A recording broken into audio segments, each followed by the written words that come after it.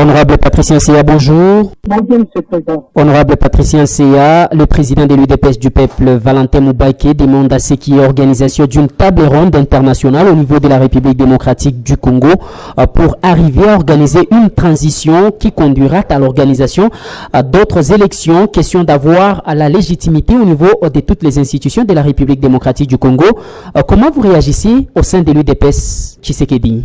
Ça m'écoeure un peu parce que je suis en train de voir l'homme politique congolais, comment il est prêt à tout pour avoir juste un poste, non pas pour servir le pays, mais pour son intérêt égoïste. Si M. Valentin Moubaké dit aujourd'hui que le pays connaît une crise de légitimité, moi je me dis c'est peut-être dans sa tête. Mais sinon, le pays est en train de mettre des institutions constitutionnelles d'ailleurs en place. Le pays a déjà un président de la République élu.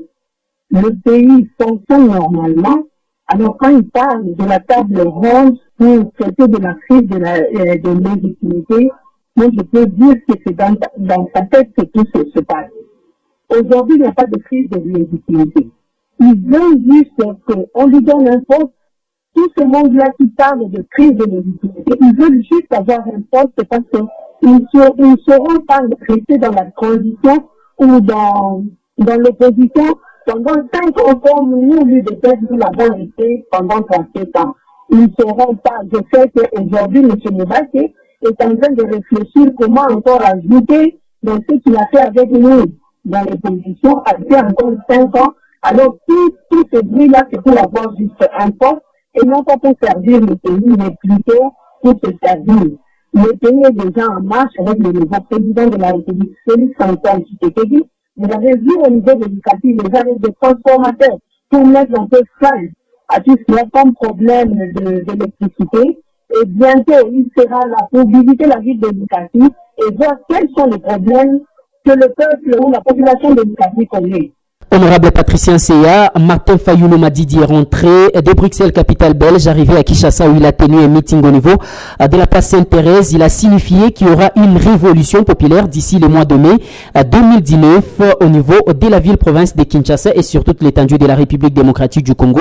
Pour éviter cette révolution populaire, est-ce que vous ne pensez pas que l'idée de Valentin Moubaké serait profitable à Félix Antoine Tshilombo Tshisekedi pour éviter d'enfoncer la République démocratique du Congo dans les chaos? Martin Fayulu a fait sa tournée diplomatique comme lui-même le dit. Mais quand il revient, il devait à la limite informer à sa base et nous faire le rapport à sa base de sa tournée diplomatique. Mais quand il rentre, il commence à parler de la révolution. Aujourd'hui, le temps n'est plus à la révolution, mais le temps est à la reconstruction du pays. Monsieur le Président, en disant moi ça me sert, je reviens sur l'homme politique. Le pays, pendant plus de 2 décennies, a connu de sérieux problèmes de légitimité, de sérieux problèmes de développement de reconstruction. Ça, juste pour qu'ils puissent avoir des postes. Parce que quand vous parlez de la MOUCA, ils ont traité de cette question avec le président de la République. Ce qu'il y a à faire aujourd'hui, le président n'est plus au partage du gâteau, parce que la RDC n'est pas un gâteau qu'on doit se partager quand on veut et avec qui on veut. La RDC, c'est un pays très riche avec une population pauvre. Nous, aujourd'hui, le président de la République, nouvellement élu, dans sa tête, dans sa démarche, c'est que cette population aujourd'hui se retrouve. Tout ce but-là, nous appelons que l'immaculée n'a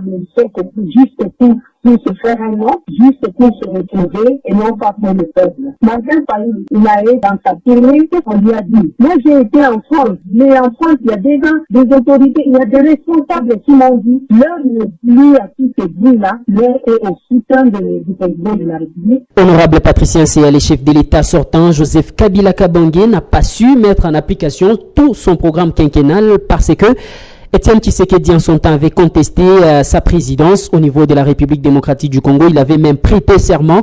Aujourd'hui, c'est le cas avec Martin Fayulu qui estime avoir remporté l'élection du 30 décembre dernier en République démocratique du Congo. Et c'est lui le président élu et Félix Antoine Tshilombo Tshisekedi est un président nommé par Joseph Kabila.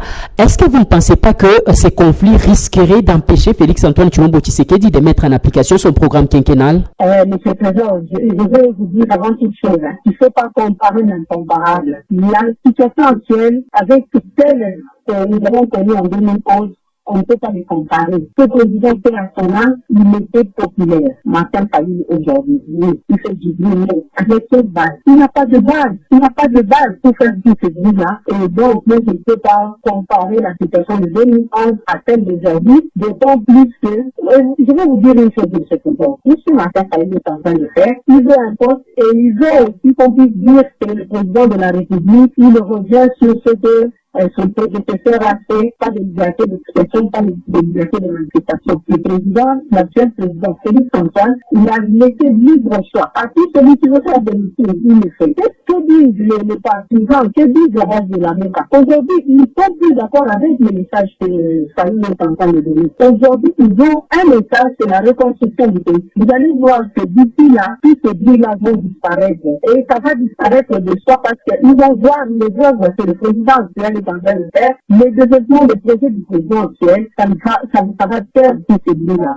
Et je vous informe aussi que par rapport à votre question, la situation de 2015, Kabila, il n'a pas su travailler parce qu'il n'avait pas la popularité. Et puis, même au niveau de l'extérieur, on ne voulait pas de lui. Mais c'est lui qui, je vous assure, qu'il a et le soutien du peuple à l'interne et le soutien sur le plan diplomatique. Un message à la population de la montagneuse ville d'Elikessi qui vous écoute. En tout cas, je me saluer d'abord pour à le remercier parce qu'elle fait notre fierté. Si aujourd'hui nous sommes ici, parce que nous nous avons mandatés, en tout cas, félicitations à mes frères et sœurs, à mes parents qui sont handicapés. Et je vais leur demander aussi de soutenir le président actuel. Vous avez vu, le président est dans la logique de la réconciliation, de la reconstruction et du développement, sans lequel on ne peut pas parler de l'unité. Donc aujourd'hui, la population de l'État doit soutenir l'actuel président pour lui permettre à ce qu'il puisse être à leur écoute, pour lui permettre aussi à ce qu'ils travaillent pour leur